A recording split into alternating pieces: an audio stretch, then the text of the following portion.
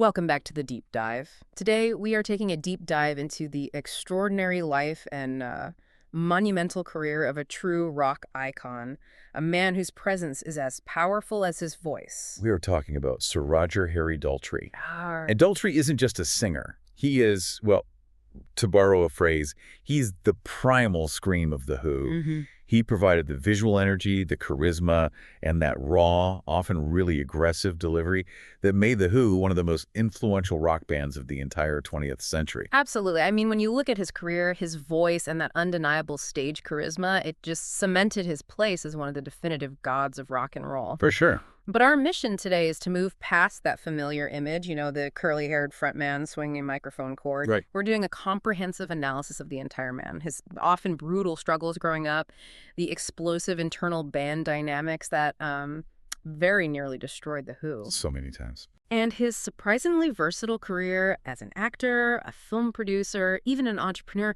and perhaps most movingly, his profound dedication to philanthropy. And the scope of his achievements is just staggering.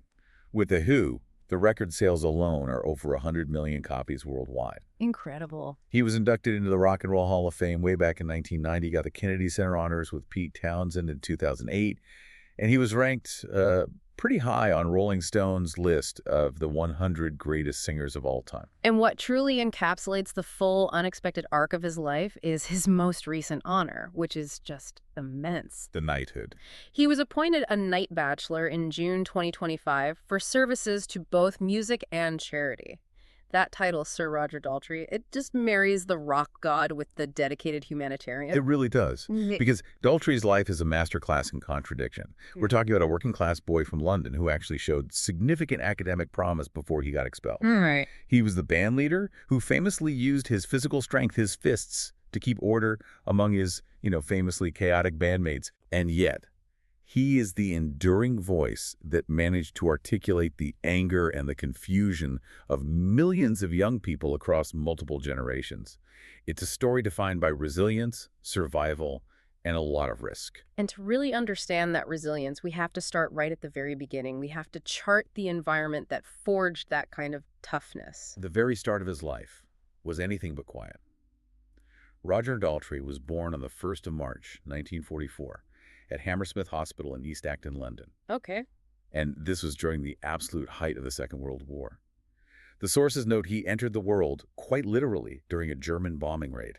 A truly explosive entrance. It almost sets the tone for the decades that followed, doesn't it? It really does. He was the eldest of 3 children, born to Harry, who was an insurance clerk, and Irene Daltrey. And because of the wartime threat, his mother and 3-month-old Roger were evacuated to a farm in Scotland for safety. Wow. So you can imagine the kind of volatility of his earliest memories. Absolutely. He eventually returned to London and attended Victoria Primary School, which led to Acton County Grammar School. And this is where he first met his future bandmates, Pete Townsend and John Entwistle. And this is where that first major theme of contradiction really comes into play. Exactly. He wasn't the natural rebel yet, was he? Far from it. He showed genuine intellectual capability. He placed at the very top of his class in the 11+ examination, which is what secured his place at that selective grammar school. So he was, by all accounts, set up for a traditional, highly successful, white-collar career, maybe even an academic one. Yeah, he had the intelligence for the conventional path, Yeah. but his passion and his environment just pushed him toward the decidedly unconventional world of music. And what's amazing is how he had to invent the tools of his trade. He had to build it himself. He was incredibly resourceful. Yeah. The sources detail that he made his first guitar himself in 1957. It was a cherry red Stratocaster replica, hand-built from, like, a piece of plywood. This hands-on DIY ethic is just crucial to understanding Daltrey. He was always ready to physically build or manage what other people might just buy. And his father eventually came around to it. He did. He recognized the passion and bought him a proper Epiphone guitar in 1959. And with that proper instrument, he joins this nascent skiffle group called the Detours in 1959. Right. They needed a lead vocalist, but Daltrey, showing that early entrepreneurial spirit, just turns up with his guitar, secures the spot, and very quickly becomes the lead guitarist and the undeniable leader of the group. And that leadership role was exercised with what's been called an iron fist. That's a good way to put it. It became shorthand for his volatile management style. He got a reputation among his bandmates for using physical force, his actual fists, to enforce discipline and demand commitment. Townsend was pretty open about this, right? Yeah, he was famously quoted confirming this, saying, if you argued with him, you usually got a bunch of fives, which means a hard punch. That sounds like a terrifying environment to work in. It does. But it clearly created some sort of order out of the group's inherent chaos. What did Daltrey say about justifying that? Well, he was pretty unapologetic about where that approach came from. He explained that this harsh discipline came directly from the tough working-class neighborhood he grew up in. Right. Fighting was the recognized and often necessary mechanism for resolving disputes and for establishing boundaries. He just brought the rules of the street into the rehearsal room. And this brings us back to that crucial moment that just severed him from the conventional path, the one that set him up for a career where his street smarts, not his grammar, would be his greatest asset. The expulsion from school. It's the pivotal event. Definitely. He was thrown out, and he named his 2018 memoir, Thanks a Lot, Mr. Kipplewhite, My Story, directly after the man who expelled him. Which is such a statement. It is. Daltrey has always maintained that this wasn't a failure for him, but the moment of true liberation. It forced him to commit fully to music. Pete Townsend himself later said that until he was expelled, Roger had been a good pupil. It just shows how sharp that break was. It's a fascinating narrative reversal. The moment society kicked him out, his success was launched. He traded a secure future for a volatile, brilliant one. And just as their direction was solidifying, they hit a sort of bureaucratic snag with her name in 1964. Ah, the Detours. They realized there was another band touring as the Detours, so they debated options, including Townsend's rather whimsical suggestion of the Hair. The Hair. That's amazing. But Daltrey, ever the pragmatist, settled the matter the next day with the simple declarative line, it's the Who in it. Simple, direct. It was an unpretentious, slightly aggressive name that fit their developing identity perfectly. So once the name was set, the band's entire trajectory changed. Pete Townsend's sudden burst of creativity as a songwriter, it shifted the dynamic away from Daltrey's purely managerial leadership. That's the key transition right there. Once Townsend began writing original, hit-worthy material, especially after I Can't Explain hit in early 1965, Daltrey's absolute control started to diminish. He went from leader to frontman. Exactly. He transformed from the group's undisputed leader into its irreplaceable, explosive frontman. But the tension that defined those early years, it didn't just vanish, it just shifted. And it led to that legendary immediate crisis in late 1965 when Daltrey found himself on the outside looking in. This was the major power struggle. Daltrey, kind of acting in this protective role, intervened when he discovered the drummer, Keith Moon, was providing illegal drugs to Townsend in Entwistle. And his response was typical Daltrey. Sticking to his bunch of fives ethos, yeah. He beat up Keith Moon. The consequence was severe and immediate. The rest of the band fired him. Talk about a high-stakes moment. He's trying to preserve the band's health, its future, and he gets cast out for it. How did he navigate the terrifying week? Well, he was readmitted very quickly, within a week, but it was under strict probation. He was forced to agree to stop using violence. But what's crucial here is why he came back. Right. That week outside the band was a stark reminder of his past and that conventional path he'd escaped. He confessed that the immediate fear was realizing. I thought if I lost the band, I was dead. If I didn't stick with The Who, I would be a sheet metal worker for the rest of my life. That quote perfectly illustrates the motivational difference between him and Townsend. Townsend was driven by artistic vision. Daltrey was driven by this deep, working-class fear of sinking back into anonymity and manual labor. The stakes for him were existential. Completely. And once he made that commitment, he dedicated himself fully to defining the band's sonic and visual identity. He cemented his place as the quintessential rock frontman, providing that aggressive, energetic delivery that perfectly mirrored Townsend's songs. And nothing captured that rebellious energy like My Generation. That song is still revolutionary. Daltrey's performance, with that famous stuttering expression, it perfectly encapsulated the anger, the frustration, and the arrogance of 1960s youth. It wasn't just singing. No, it was a physical and verbal manifestation of youthful rebellion. So if My Generation defined their energy, his performance in Won't Get Fooled Again defined his vocal power. Oh, the scream near the end of that track is just seismic. It's not merely a high note, it's an almost non-human sound of pure, unadulterated, cathartic release. It's cited all the time. And it should be. It's one of the most defining, crucial vocal moments in the entire rock and roll canon. It cemented his legacy as the voice of a generation's fury. And visually, he had the stagecraft to match that powerful voice. His signature move swinging the microphone around by its cord became as iconic as Townsend's windmill guitar attack. It was aggressive, visually theatrical, and it captured the band's chaos, but it was also incredibly precise. Right. It was this complex choreographed sequence of swinging and throwing the microphone, all timed meticulously to the song's tempo.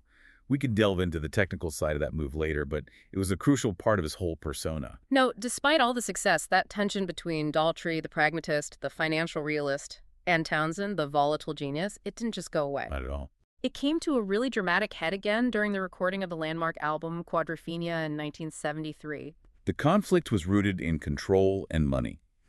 By this point, Daltrey had started his successful solo and acting career, which gave him a broader, more business-oriented perspective. So he started looking at the books. He took it upon himself to examine The Who's financial books, and he discovered they were in severe disarray under the long-standing management of Kit Lambert and Chris Stamp. Which was a direct challenge to Townsend, who was fiercely loyal to Lambert as his artistic mentor. That must have created a serious rift. It did. And that financial tension just boiled over during a filming session. Daltrey and Townsend started arguing fiercely over the shooting schedule. The argument escalated dramatically, and Townsend, using his instrument as a weapon, hit Daltrey over the head with his guitar. And Daltrey's response was characteristically direct and physical. He responded instantly, knocked Townsend unconscious with a single blow. And this incident, while clearly violent, demonstrated a critical point. While Daltrey had willingly ceded artistic dominance to Townsend, he absolutely would not be physically or managerially intimidated. It was the pragmatist shutting down the genius's rage. And yet, despite all this internal warfare and volatility, the 1970s marked Daltrey's peak as the iconic face and voice of the rock opera era, starring in Tommy, Who's Next, and Quadrophenia. His look, the long curly hair, the open shirt, and his performance were just utterly inseparable from these milestone albums. This fame was amplified in 1975 when Ken Russell adapted Tommy into a major feature film. And Daltrey played the lead, Tommy Walker. He did, and his performance was critically recognized way beyond the rock world. He earned a Golden Globe nomination for Best Acting Debut in a Motion Picture. And he got that coveted cover of Rolling Stone magazine in April '75, which really proved his ability to transcend music into serious acting. He didn't waste any time either. He immediately followed that up with another high-profile acting role. Another collaboration with Russell. That's right. He starred as the 19th century composer Franz Liszt in the film Listomania. He worked alongside Rick Wakeman on the soundtrack, which just showcased his versatility and willingness to take dramatic risks outside the strict rock genre. But the core band dynamics changed forever with the tragic death of Keith Moon in 1978. While The Who tried to continue, the magic had clearly shifted. Daltrey was openly unhappy with the choice of the new drummer, Kenny Jones. The band eventually ceased touring in 1983 because Townsend admitted he just could no longer find the inspiration to write material specifically for The Who in its current form. But rock legends, especially The Who, they don't stay dead for long. They staged several huge, successful reunions, often highlighting Daltrey's sheer physical resilience in the process. The 1989 25th anniversary tour, celebrating Tommy, was massive, just huge in scale. They employed a large backing band and featured a whole constellation of guest stars. Steve Winwood, Patti LaBelle, Phil Collins, Elton John, Billy Idol. A huge undertaking. And what's incredible is that Daltrey completed that physically grueling tour despite suffering from an abdominal ailment that was so severe it required surgery immediately afterward. He played through agonizing pain for millions of people. And that dedication continued during the 1996 Quadrophenia production for the Prince's Trust concert. This is an anecdote that just defines his tough guy image. It sounds like something out of a rock melodrama, honestly. The night before the show, Daltrey was standing backstage when he was struck in the face by a microphone stand swung by fellow performer Gary Glitter. And it was a serious injury. The impact fractured Daltrey's eye socket. There was genuine medical concern about his ability to perform. And yet he went on stage. He did. Daltrey, demonstrating his characteristic toughness, just covered the severe bruising with an eye patch and performed the entire show as scheduled. Incredible. Townsend was so impressed by this display of commitment that the momentum carried them forward, and they took the production on the road as The Who in 1996-97.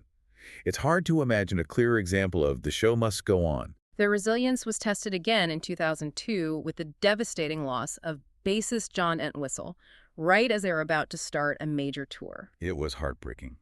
But Daltrey and Townsend chose to proceed with the planned tour, bringing in the talented Pino Palladino to fill Entwistle's massive shoes. That ability to weather tragedy and keep performing, it speaks volumes about their shared commitment to the band's legacy. And that resilience stretched right into the 21st century with new material. Right. They released Endless Wire in 2006, their first studio album of new material in 24 years. And the production of that album reportedly amplified the continued artistic tension between the two of them. But they pushed through to deliver a major work, And they capped off that era with one of the biggest platforms imaginable. headlining the Super Bowl XL4 halftime show in 2010.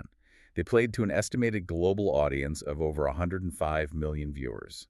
It was a massive, iconic victory lap for a band that had endured firings, fights, lawsuits, and the deaths of two of its original members. Now, while all this drama was unfolding within The Who, Daltrey was carefully cultivating a thriving career outside of the band, starting almost as soon as he returned from that firing in 1965. Right. Let's explore his versatile solo career. Daltrey's solo career officially launched in 1973, and it was strategically timed during a hiatus in The Who's touring schedule. It was a crucial move to solidify his identity as a solo artist, independent of Pete Townshend's songwriting genius. And his debut album, titled simply Daltrey, was an immediate success. It wasn't just about his voice either. He was also instrumental in launching the careers of others, Right. He introduced the songwriting talents of Leo Sayer and David Courtney. who would go on to have major careers themselves. The album's best-selling single, Giving It All Away, reached number 5 in the UK and propelled the album into the US top 50. It proved Daltrey's star power could translate without relying on The Who's engine. And I want to spend a moment on the visual aspect of that album because it speaks volumes about the themes of identity he was exploring at the time. You're referring to the inner sleeve photography. It was highly conceptual. It used a visual trickery technique known as trompe-l'oeil. Uh-huh. The photographs depicted Daltrey with his reflection in the water appearing altered, which was a reference to the Narcissus myth. So an intentional visual statement about identity, perception, maybe even narcissism. Exactly. Playing on the frontman's necessary ego while acknowledging the complexity of the man beneath the rock star image. And the timing of the album's release created a truly perfect narrative moment for him. It was pure accidental genius. Right. The British release of the single Giving It All Away featured these highly poignant opening lyrics. I paid all my dues, so I picked up my shoes, I got up and walked away. And simultaneously. Simultaneously, newspaper reports were saturated with stories about The Who being sued for extensive unpaid hotel damages from a recent tour, including that famous anecdote about a TV set being thrown out a window. So the public sees the news of The Who's destruction, and here's Daltrey singing about having paid all my dues and walking away clean. He was marketing his persona as the sensible one who had managed to escape the chaos. It was a perfect separation of narrative. It allowed him to be perceived as the pragmatist, the one who wasn't caught up in the destructive chaos of the band. Plus, that debut album also featured a very high-profile collaborator, Jimmy Page. the legendary Jimmy Page of Led Zeppelin on guitar for his 1973 single Thinking. His solo output continued steadily, and by his third album, One of the Boys in '77, he was flexing his networking muscles. He assembled a veritable summit of rock legends. Yeah, since his initial songwriter, Leo Sayer, had launched his own successful singing career, Daltrey showcased his own status by inviting a host of friends. Paul McCartney contributed a brand new song, Giddy, specifically for the album. Wow. And the backing band featured an incredible collection of talent. Hank Marvin of the Shadows, Eric Clapton, Alvin Lee, Mick Ronson, and showing his ability to bridge his work, John Entwistle from The Who. So that lineup signaled that Daltrey was viewed as a peer by these giants of music, not just as Townshend's vocalist. Absolutely. His biggest solo success, however, was tightly tied to his burgeoning film career. That would be the 1980 soundtrack album Mick Vicker. Daltrey starred in and co-produced the film about the real-life English bank robber John McVicker. A role that played perfectly into Daltrey's tough, working-class street image. It really did. And the music for the soundtrack was recorded by a special band featuring all the current members of The Who: Townsend, Entwistle, and Kenny Jones. It yielded his best-selling solo recording, the hit single Without Your Love, alongside Free Me. After The Who broke up in 1983, his next album seemed to serve as a form of musical therapy. Parting Should Be Painless from 1984 was not a commercial success. It got negative reviews, sold poorly, but it was critical for Daltrey's personal catharsis. He used it to vent his frustration over the split. Exactly. He assembled a track list of roughly autobiographical songs, including covers of Brian Ferry and the Eurythmics. Daltrey himself later reflected that this album allowed him to explore musical directions he deeply wished The Who had pursued. It sounds like a necessary creative release. Moving on, he honored his fallen bandmate, Keith Moon, the subject of that infamous fight years earlier. His 1985 album, Under a Raging Moon, featured a powerful title track that served as a dedicated tribute to Keith Moon, who had passed away 7 years prior. And he's still working prolifically. He is. He recently released his 10th solo studio album in 2018, As Long as I Have You, which included a more recent recording of his song Certified Woes, a track The Who had actually been rehearsing just before Entwistle's death in 2002. He also curated a massive retrospective celebration for his 50th birthday. In 1994, yeah. He performed 2 hugely successful shows at Carnegie Hall in New York, focusing entirely on the music of Pete Townshend and The Who. And that concert, released as Daltrey Sings Townshend, was another family collaboration. It was. The backing band included Pete Townshend's brother Simon, and John Entwistle joined in for the second half of both shows. It really showed his respect for the material he helped make famous. And his list of collaborations is long, suggesting he never stopped seeking new creative experiences, including moving outside the realm of classic rock. His versatility is remarkable. He performed with the Jim Burns Blues Band in 1998, played a one-off concert with Baby Shambles for the Teenage Cancer Trust in 2009, and joined Paul Weller on stage later that year. And demonstrating his adventurous spirit, he even moved into French popular music. The French duet. Yes, in 2011, Daltrey recorded a duet called Monsieur l'Amour with French singer and composer Laurent Voulzy for his album Les in Love. But perhaps the most delightful example of his approachability and dedication to music is that wedding anecdote. The one where he gave the ultimate rock and roll surprise. That's the one. In 2014, while staying at the Mar Hall Hotel in Scotland ahead of a Who gig, he just walked into a wedding reception, joined the local band called Milestone, and performed an impromptu rendition of I Can't Explain. Imagine being a guest at that wedding. It's a story that just epitomizes his commitment to performance, even on his time off. And his continuing dedication to touring led to the formation of a dedicated solo outfit. No plan B. In 2009, he established his touring band for the Use It or Lose It tour, which he very aptly named No Plan B. The name itself is a statement about his singular focus. That band included Simon Townsend, Frank Symes, John Button, Lauren Gold, and Scott DeVowers, and they continue to tour extensively, confirming Daltrey's status as a perpetual road warrior. When we look at Daltrey's overall cultural impact, it extends far beyond the charts. He essentially defined the very role of the rock frontman. He created a template for generations that followed. Pete Townshend himself recognized this massive contribution. Townshend once stated that Daltrey almost invented the pseudo-messianic role, taken up later by Jim Morrison of The Doors and Robert Plant of Led Zeppelin. Right.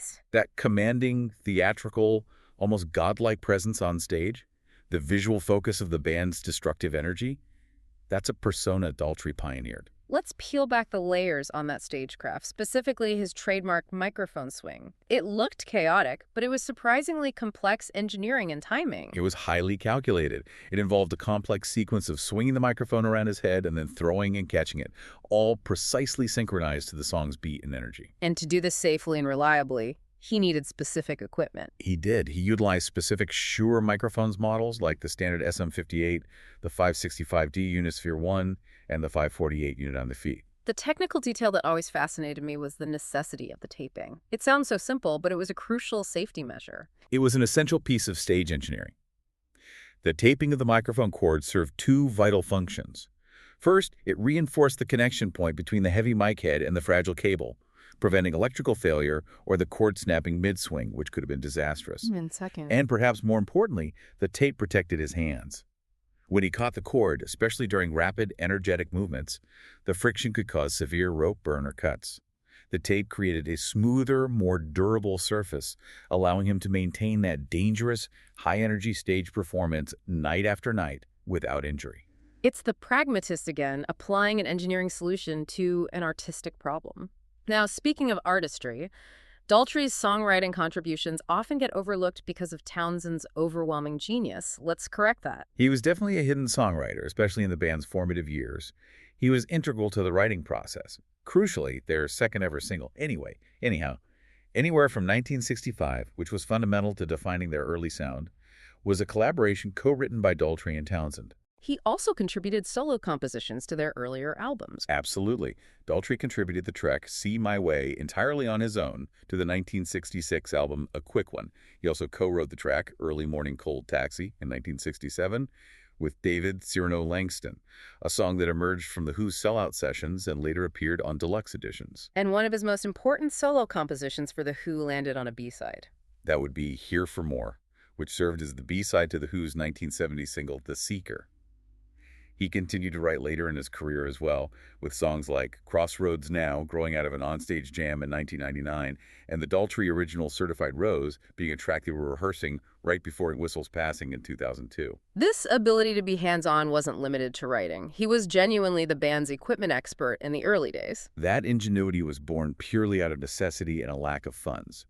In the band's impoverished early days, Daltrey was the one who hand-built guitars for the band members. He was practical, technical, and resourceful. He managed the physical infrastructure of the band. And we know he played a 1961 Epiphone Wilshire solid-body electric guitar as lead guitarist for the Detours. And he even kept his business acumen sharp in the transaction, didn't he? He sold that 1961 Epiphone Wilshire to Pete Townsend on an easy payment plan, securing a small stream of income even as he transitioned to full-time vocalist. And while he focused solely on singing for the classic Who years, he returned to guitar work later in his career, often playing rhythm or acoustic parts. Post-1980s, we see him pick up the instrument again. He played a Fender Esquire for a second guitar part on Eminence Front during the 1982 and 1989 tours. On the 89 tour, he also played a beautiful Gibson Chet Atkins SST for the song Hey Joe. And for the 96-97 Quadrophenia tour, he used a Gibson J200 acoustic. Right. And in recent years, his choice of instruments has become even more diverse, linking back to that early passion for the raw sound of folk and skiffle. Since '99, his involvement in guitar work has increased significantly. He used a Versal Buxom 6 handmade acoustic guitar on the 2002 tour. And on his 2009 solo tour, he showed off an unexpected instrument. He played Townsend's ballad, Blue, Red, and Gray, on an Ashbury Cutaway tenor EQ ukulele. We must also credit his role in British popular music for a non-string instrument, the harmonica. That's a crucial sound. Daltrey is noted as one of the key figures who helped integrate the harmonica into British popular music, using Honor and Lee Oscar brands to infuse their music with these distinct, powerful blues and folk elements. He wasn't just a voice, he was a multi-instrumentalist who understood the tools of the trade. Moving away from the stage, we delve into the man who, despite his volatile career, craved the stability of country life and unexpectedly became the patriarch of a very large blended family. In 1971, Daltrey sought a profound separation from the chaos of the rock and roll lifestyle. He bought a beautiful Jacobean country house, Holmeshurst Manor, near Burwash in East Sussex. And he embraced rural life with the same practicality he applied to building guitars. He did. He didn't just buy a farm. He turned it into a successful entrepreneurial venture focused on nature. He opened the Lakedown trout fishery in 1981, and crucially, he personally designed the 4 spring-fed lakes himself. A physical manifestation of his practical ingenuity. Today, the fishery is successfully run by his son, Jamie. That's right. Now for the complexities of his personal life. He has been married twice, with relationships spanning several decades. His first marriage was in 1964 to Jacqueline Rickman. They divorced in 1968, and they share one son, Simon. During the interval between his marriages, Daltrey had an affair with Swedish model Elizabeth Aronson, which resulted in the birth of his son Matthias in 1967. He met his current wife, Heather Taylor, in 1968. Heather Taylor, a UK-born model, is famous in rock lore as supposedly being the subject of Jimi Hendrix's iconic 1967 song, Foxy Lady. Right. Daltrey and Taylor married in 1971 and have 3 children together, Rosie Leah, Willow Amber, who interestingly sang on his 1992 solo album, Rocks in the Head, and Jamie, who manages the fishery. Then came the moment that truly redefined his family structure, the shocking surprise he received on his 50th birthday. It's a remarkable story of revelation and acceptance. On his 50th birthday, March 1st, 1994, Daltrey received a letter from a woman who claimed to be his adopted daughter, the result of a brief relationship he had during that turbulent period in the late 1960s. And it didn't stop there. No. He later met 2 more adopted daughters from that same era, all born during the time between his marriages. 3 adult daughters, all adopted, revealed themselves to him decades later. That must have been an emotional earthquake for the entire family. It was an incredible moment. As of 2018, he publicly acknowledged having 8 children and 15 grandchildren in total. And what makes this story particularly resonant is the reaction of his wife, Heather. She welcomed them all. She demonstrated remarkable generosity and stability, welcoming all 3 adopted daughters into their extended family unit without reservation. Daltrey has often expressed his deep appreciation for her openness, stating he accepted and loved them all very much. Let's transition now to the instrument that made him famous, his voice. He has faced very serious health challenges regarding his singing voice. The voice of rock endured immense, decades-long strain.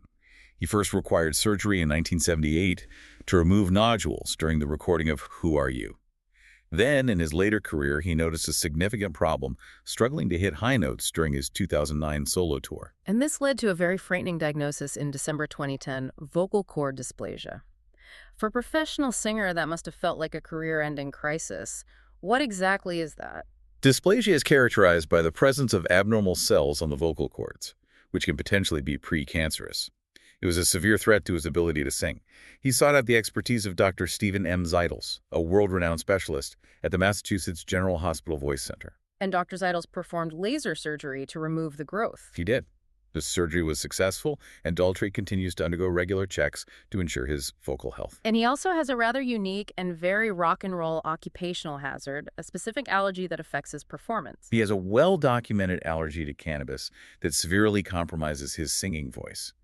This has been a recurring issue at concerts throughout his later career. So he's had to interrupt shows. The source material notes he has occasionally had to interrupt performances mid-song to ask the audience to refrain from smoking marijuana, as the secondhand smoke immediately impacts his ability to hit notes. It's a bizarre clash between the rock and roll ethos and the needs of his craft. And he has been equally candid about the effects of loud music on his hearing. In 2018, Daltrey made a very open and frank announcement on stage, revealing that decades of performing at high volumes had resulted in significant hearing loss, stating he was now very, very deaf. And he used that to send a message. He did. Instead of keeping it quiet, he used his personal struggle to actively urge his audience members, especially younger fans, to use earplugs to protect their own hearing. This concern for the health of younger generations is not just a passing comment, it's the core of his massive philanthropic mission. His commitment to youth health, particularly in the realm of cancer care, is arguably the defining mission of his later life. He was the driving force behind the launch of the Teenage Cancer Trust, or TCT, concert series at the Royal Albert Hall in 2000. And that series has been incredibly successful, raising over £20 million to date. It has. And why is the focus on teenage cancer patients so distinct and important? That is the profound commitment. Historically, young adults and teenagers often fall into a gap in care. They're too old for pediatric oncology wards, but their needs are fundamentally different from those of older adults. Right. TCT's work, heavily supported by Daltrey, focuses on creating specialized wards and services that address the unique social, emotional, and physical needs of 13 to 24-year-olds, ensuring they are treated in an environment designed for their age group. That work led to major public recognition beyond the music industry. In 2003, Daltrey was honored by Time magazine as a European hero, specifically for his tireless work with TCT. He was also appointed a Commander of the Order of the British Empire, the CBE, in 2004 for services to music, entertainment, and charity, which preceded his eventual knighthood. And his philanthropic efforts expanded across the pond, leveraging the WHO's ongoing platform. In 2011, Daltrey and Townsend co-launched the Daltrey-Townsend Teen and Young Adult Cancer Program at the Ronald Reagan UCLA Medical Center in Los Angeles. This major initiative is funded by their charity, Teen Cancer America, mirroring the specialized care model developed in the UK. And finally, a very niche but vital contribution back to the science of his own craft, vocal health research. Recognizing the importance of vocal cord preservation, Daltrey, alongside Steven Tyler of Aerosmith and actress Julie Andrews, provided funding for Robert S. Langer's research at MIT. And this research is dedicated to developing new methods for vocal cord repair. Yes, benefiting not only aging singers like himself, but also cancer victims and those suffering from other vocal disorders. His commitment to the human voice is both professional and deeply personal. We now turn to Daltrey's outspoken political and social views, which have often been as blunt and uncompromising as his music. And our goal here is strictly impartial. We are just reporting on the content of the source material. Absolutely. And his political engagement actually dates back to the early 1970s, focused on a classic populist cause, Hmm. transparency and the right to know. What was the focus of that early activism? Back in 1970, Daltrey publicly supported the National Campaign for Freedom of Information. He framed this argument through the lens of his background, stating, "I come from a working-class background, and I am proud of it, and I intend to fight for the workers' right to know." He argued that the working class needed this information to understand what goes on behind the scenes that is causing this country's economic mess. He believed a Freedom of Information Act would restore truth and sanity to tax laws. This stance, favoring accountability and transparency for the working man, seems consistent with his pragmatist persona, but his party allegiance shifted significantly over time. He was initially a supporter of the British Labour Party. He was. However, he later publicly withdrew his endorsement, citing strong opposition to the mass immigration policies implemented under Tony Blair's Labour government. And his criticism of Labour continued to sharpen, targeting specific leaders. In 2018, Daltrey publicly criticized the then Labour leader Jeremy Corbyn, describing him in no uncertain terms as a communist, reflecting his strong rightward shift in political alignment. One of the most polarizing issues in modern UK history is Brexit, and Daltrey was a vocal proponent of Britain leaving the European Union. He was a staunch supporter of Brexit. He argued his position in the Mirror, stating that Britain should never fear the consequences of leaving. He often contrasted the dynamic swinging Britain of the 1960s, a time before the UK joined the Common Market in '73, with a country now, as he saw it, ruled by bureaucrats in the EU. This anti-bureaucratic, anti-authority stance seems to connect directly back to his working-class, anti-establishment roots. He views centralized, distant government with deep suspicion. That distrust was evident in the powerful language he used to describe the governance structure. In 2019, he further criticized the EU, equating being governed by the organization to being governed by a fucking mafia, like being governed by FIFA. He consistently emphasized a return to national autonomy and accountability. He did. And he has also offered very blunt opinions on U.S. politics. Right. In 2017, Daltrey gave a notable blunt assessment of the 2016 U.S. presidential election, offering the opinion that a dead dog could have defeated Hillary Clinton. And finally, he has been extremely outspoken regarding what he perceives as a stifling social climate caused by modern social movements. He's voiced sharp criticism regarding current social discourse. In 2018, he denounced the Me Too movement, describing it as salacious crap that he felt was based solely on allegations. Furthermore, in a 2021 interview, Daltrey criticized what he referred to as the woke generation, arguing that these younger generations are actively creating a miserable world by stifling the creative freedoms and artistic expression that defined the cultural revolutions of the 1960s. He specifically warned that this path is a route to nowhere for artistic endeavor. What an incredible journey. We've moved from the working-class boy born during a bombing raid, who had the academic promise for a conventional career but chose to run a band with his fists, to the iconic, powerful voice of rebellion, the successful film actor, the self-made trout entrepreneur, and ultimately the dedicated humanitarian recently honored with a knighthood. The central theme of Roger Daltrey's life is his incredible, relentless capacity for resilience and reinvention. His work with The Who remains the absolute bedrock of the rock canon. The Rock and Roll Hall of Fame confirms this permanence by including 3 of The Who's songs on its list of 500 songs that shaped rock and roll. My Generation, Go to the Mirror, and Bubba O'Reilly. All classics. He consistently transcended the singular role of the band frontman.